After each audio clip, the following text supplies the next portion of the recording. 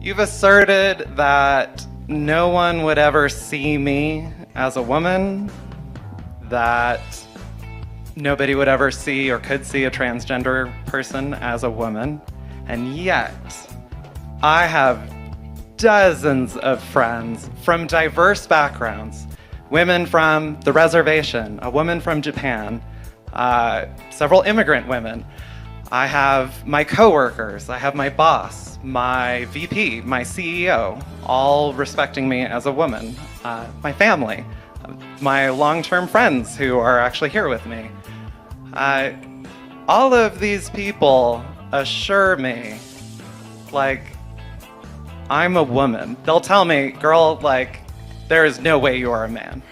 They see me as a woman. Why? So the question, Okay. how can you assert that nobody would ever see me as a woman when my material experience tells me you're wrong? Okay. It's interesting that that's the part of my talk you chose to ask a question about, because that's not in my talk at all.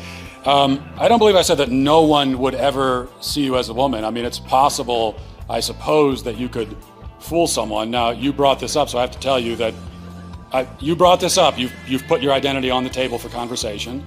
And so I'm going to say you wouldn't fool me at all. I mean, I see a man 100%. You want to reduce, listen, even tell me what the word means, though. So you that's want to the reduce problem. women, you want to reduce men down to maybe just their genetics, our genitals, our chromosomes, right? That's what you're saying. What you want to do is that's what you want to do is appropriate women. You want to appropriate womanhood, okay, and turn it into basically a costume that could be worn. Es bellísimo. So you actually started by saying that blocking puberty, which is chemical castration of a child, Just one example, yeah. yeah, is life-saving. It can be, How do you know? because there are children who have been suicidal that have had these interventions made. What children? How do you know? How many children have had that done Me personally, and then I are haven't still met suicidal? children. Me personally, I haven't met enough trans children to answer that question. Okay. But I know you that are the making, research exists. You're making this statement, you're stating it as a fact in front of all these people. There must be a reason, there must be something that you encountered that led you to this rather radical conclusion that to save a child's life, you have to chemically castrate him. Not every child. No, sir. Okay, well, that is what you just said. The drugs we give to kids for puberty blockers, so-called puberty blockers, originally are cancer drugs used to treat prostate cancer. They're also used to chemically castrate sex offenders and child rapists. Now we give them to physically healthy kids. You're saying that we need to do that or they will die. And so one last time I'm going to ask you, what evidence do you have of that remarkable claim? I don't think I claimed that every child would benefit from that. Well, no, I didn't say you did. Okay. You said puberty blockers you did. You said puberty blockers are life-saving. What evidence do you have for that? They can be. The evidence is the encounters with patients who have had these procedures done, and it has saved their, I don't want to say it saved their lives, but it has made their lives better. I can't confirm whether or not they're alive right this second, but there are children that it has helped. So what do you have to say for the happy trans community who has benefited from these procedures? That's my question. I guess what I have for to say is that your entire question is built on a whole stack of false premises that you can't begin to even remotely defend. So it's a faulty question from the start. I reject your premise. I absolutely reject that there are any kids who need to be chemically castrated in order to be happy. Okay, let's... Momento, Cell sintió el verdadero terror. Well, why is it important for educators to teach about gender identity, gender presentation, and pronouns? Why do you think that's important? Because there is a difference. There is biological sex, and a lot of times people are conflating sex and gender.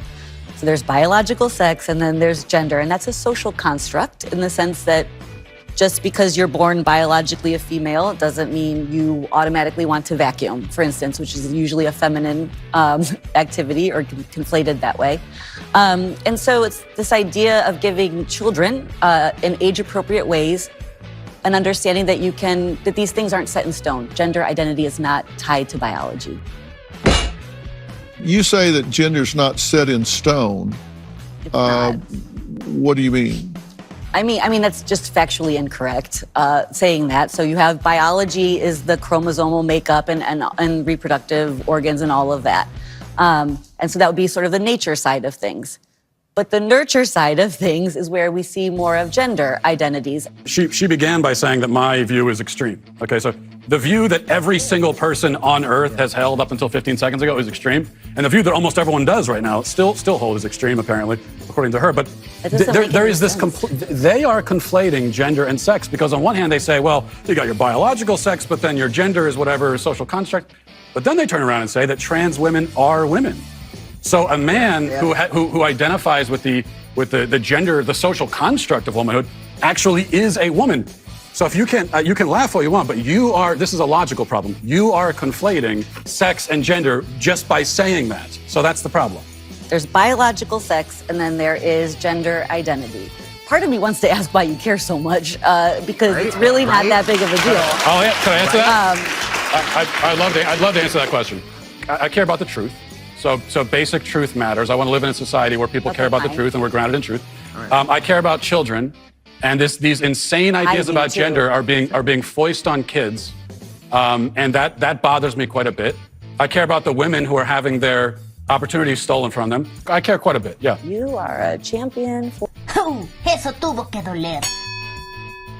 Hey, so I agree with almost everything you said.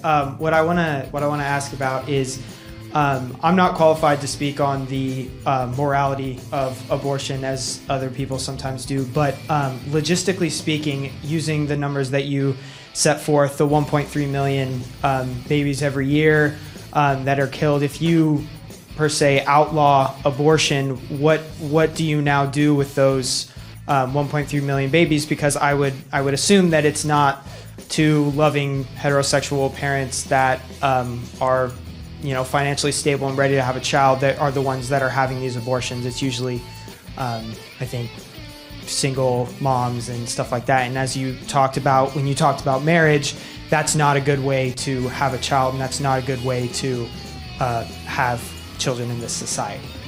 Yeah, so you're talking about the socioeconomic concerns with abortion. Yes. My first answer to that is I don't care.